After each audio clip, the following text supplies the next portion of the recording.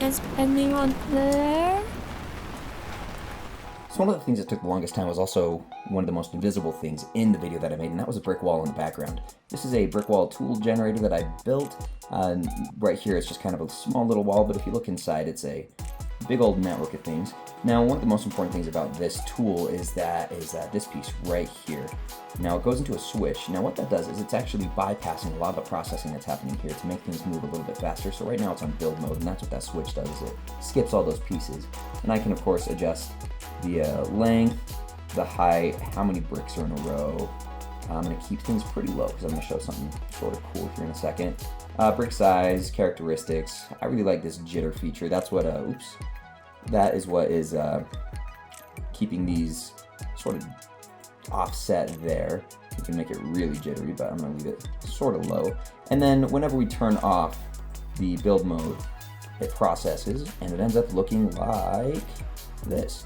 So we have a really good looking brick wall at the end. Now, one other cool thing is it has two inputs, as you can see here, and that is for a curve and a shape. So if I put a circle node in there, it will adapt to the circle. And then this sphere right here, if a sphere is intersecting any of the points, give it a second for that to, oh, I need to connect it. If that sphere is intersecting those points, it will make a gap in the wall. It's actually a really cool little tool here. All right, and here we have the Maya set. Now, obviously, we have these two brick walls here that I use for the backdrop. Really small backdrop. Thought it was pretty effective, though. And this brick wall has a cube that is cutting out this window, and then I just put a really simple curtain back there that I shaped into that, added a texture, made a quick window, super easy.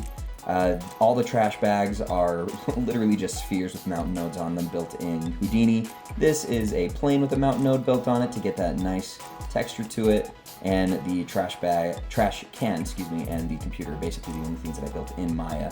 And of course, finally, I composited everything in After Effects. So it started off with the base plate there, added in the screen, which was rendered separately. I did have to mask that out. I added a little glow here, which is actually just a Gaussian blur that I put of the original render of the screen. Kind of gives that nice little glow, as you can see, around the screen. Next we have the rain, and when it's all put together, turns out pretty nice. Wait,